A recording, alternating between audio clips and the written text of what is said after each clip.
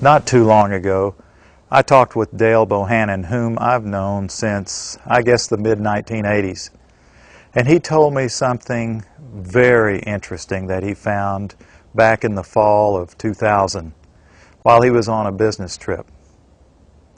Listen to this, folks.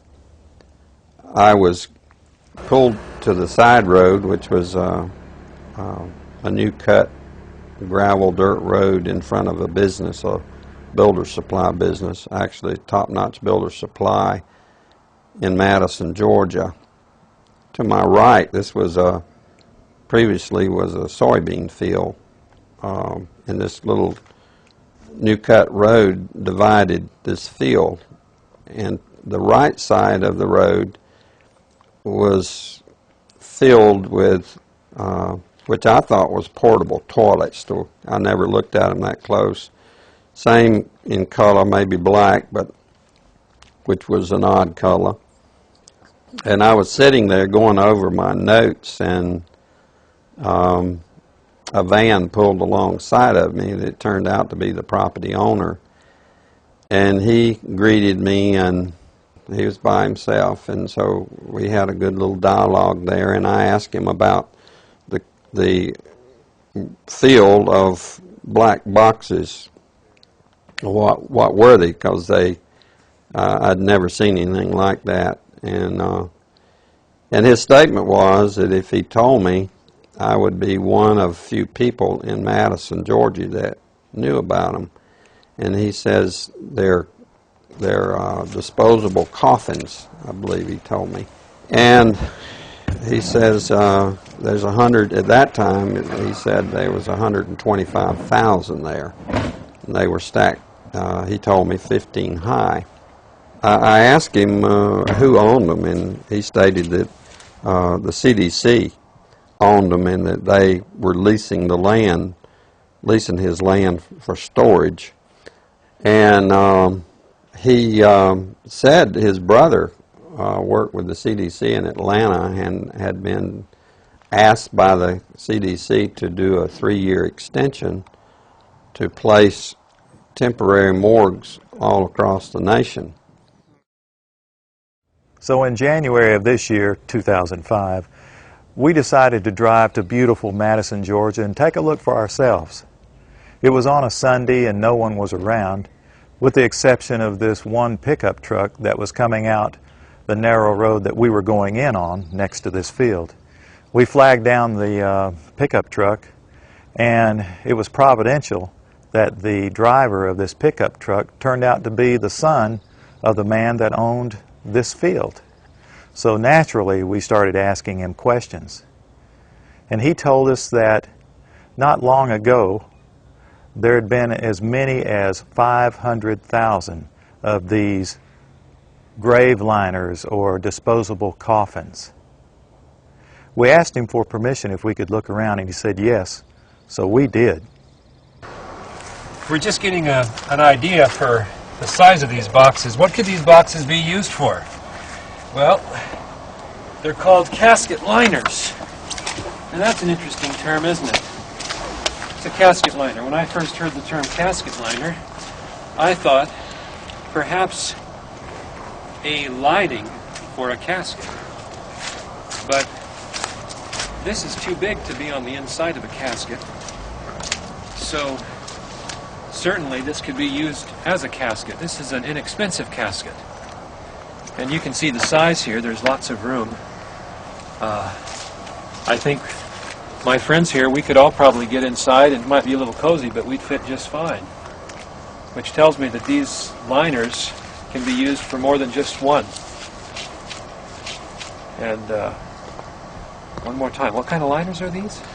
Casket liners. These are casket liners. That's what the man said. That's what the man told us. And we're told that there are about, well, there were about 500,000 out here. Later, as I went back to my home office, I spoke of it there, and of course, people usually don't want to hear too much about this kind of thing. So it's never been mentioned, publicly, except just here and there. because most, like I said, the reaction I got, people didn't want to know about it, the few people that I spoke to, and so I just dropped it. And till I went to a luncheon, a fundraiser for Representative Saxby Chambliss. He was running for his second term for the U.S. House of Representatives. And it was a crowd, probably 100, maybe 150. It was congressmen, senators, state senators, and mayors. There was one table we probably had 2 3-star generals and a couple of 1-star with their spouses. So it was a real high-powered meeting. But the keynote speaker was a congressman, and I don't remember his name. He'd just been in the House for a long time, and he was the chairman of the Armed Services Committee. And so he just spoke in behalf of Representative Chambliss and the importance of having him on board to be reelected due to our threats. But it had to do with the nuclear devices that was missing from the old Soviet Union, and they had gotten into terrorist hands, and it was, the emphasis was on the critical state that we face in this country. And he said we could lose tens of millions of people in the next decade, and he used those terms, due to a nuclear strike on U.S. soil.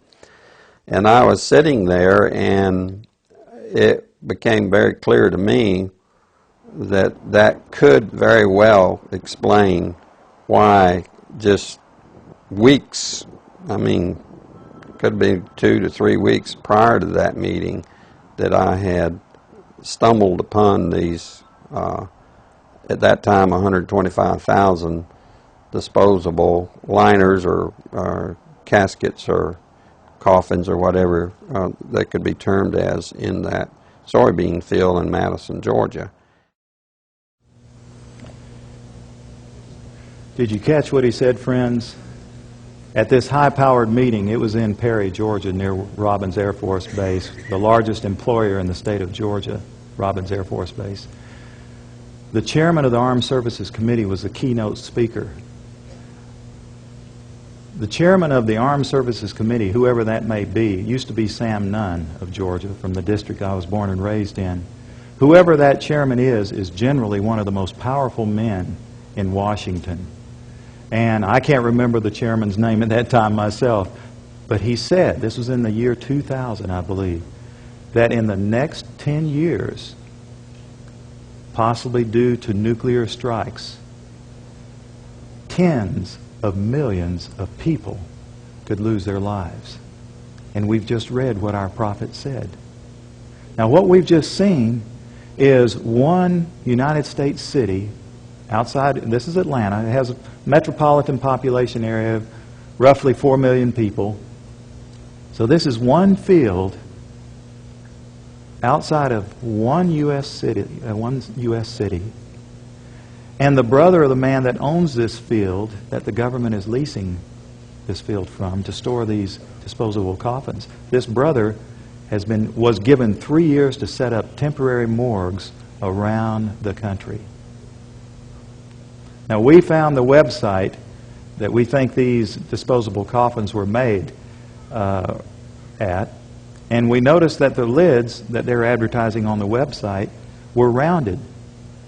But the lids, hundreds of thousands of lids there, the lids we found, folks, were flat, and they were reinforced. You know what that could mean? You can stack them on top of each other. That's a lot neater to stack them in disposable coffins than what we saw after the tsunami, when we would see bulldozers digging holes and taking bodies and pushing bodies into holes. America can stomach this much better.